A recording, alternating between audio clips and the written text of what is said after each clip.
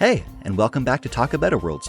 I'm SirFelixTheCat, and this is Nerd Talk Thursday, a show where today I'm going to partially rant and discuss a classic form of entertainment that is just severely underappreciated these days. So, before I get into it, let's throw that title card up, and let's go.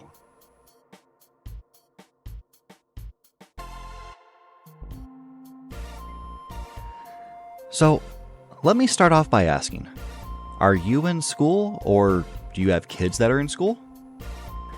If so, does that school encourage reading? Now, I don't mean like textbook or simply just reading a question so you can answer it, but like actually picking up a book and reading it. In my school district here, they really don't. Like, they have school libraries and even a library class, but they don't actively encourage students to read. Library class is treated more as like a free period where students really just sit there and play on their phones or their computers. I don't know what your opinion on this is, and please let me know down in the comments. If you don't know by now, I am an avid reader. On the bookshelf used in my background, I have well over 100 books, and hundreds more on shelves and in boxes in this room. There is a book next to my bed, there is a book on my desk, and there is a third book under my TV. I have a couple digital books on my phone. So, needless to say, learning that schools are not encouraging reading is just very shocking and upsetting. I understand that it's not cool to read and is considered nerdy, hence why it's the topic in this Nerd Talk Thursday.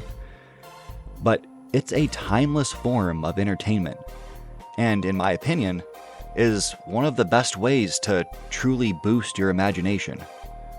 Watching movies and TV is all good and fun, and some can really get you thinking. But instead of working your imagination, you are watching what someone else's imagination came up with. Likely mixed with a bunch of studio interference, but that's a topic for another day. Meanwhile, reading requires the reader to not just think, but due to a lack or just limited images, the reader has the duty of picturing what is being described. Now, let's say that you don't think having an imagination is important. First, I would like to ask, why? Again, you can leave me a comment explaining this. Secondly, I would like to throw out another thing that reading is good for. When reading a book, odds are you are eventually going to come across a word that you just don't know. And now it's not a bad thing that you don't know it, but now you can look up the word, not just to learn the pronunciation, but for the definition. For instance, let's say you are reading Lord of the Rings, and there's a mention of Gimli's pot valor.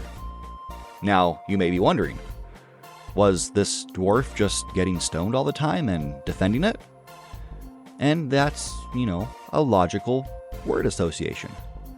But pot valor is courage resulting from alcoholic drinks.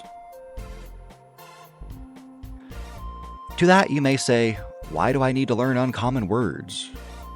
And that's a fair question on a ground level, as long as you don't realize the key word in that question. Learn. People should continue to want to learn. Not saying you need to go back and learn, advanced maths above calculus or whatnot, but learning in general is nature.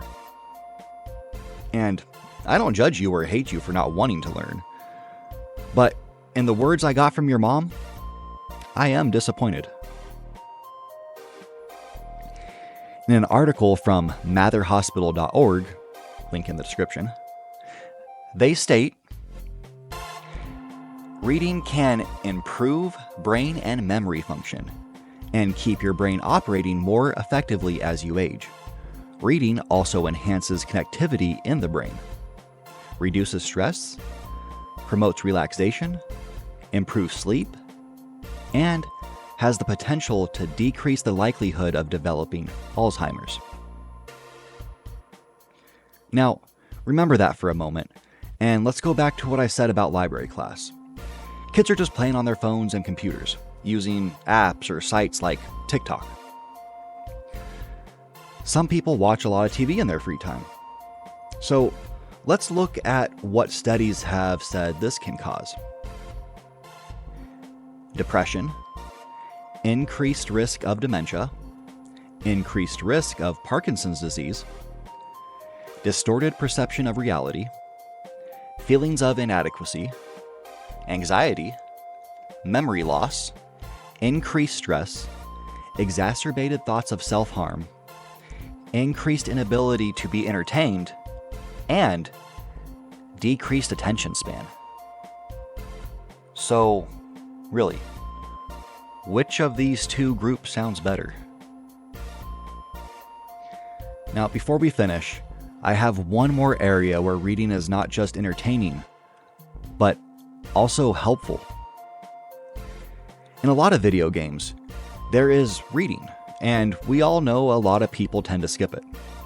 They skip lore and background and just information about the world that they are experiencing.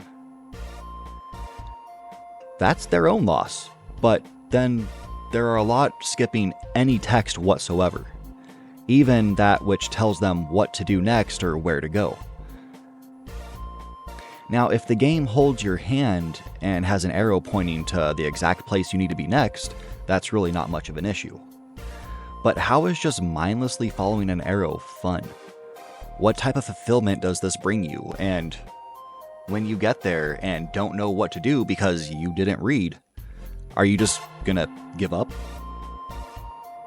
And that brings us to the end of this rant, and I hope you found this informative, or at least brought your attention to this real crisis in the world. I see it here in this school district that I live in, where they will literally let students graduate who can't read, just completely illiterate. We have politicians in this country who lie to us endlessly about what has been written because they understand that the majority just won't read, leading to a high likelihood that we vote for them and allow them to further destroy education and get their way. So really, reading isn't just good for your brain, it's good for your life and the life of those you love. Thank you for watching, and until next time, take care. Hey, thanks for watching. Give us a like if you enjoyed it, and dislike it if you didn't. Let us know what you think about the channel. And don't forget to subscribe. Tell your mom.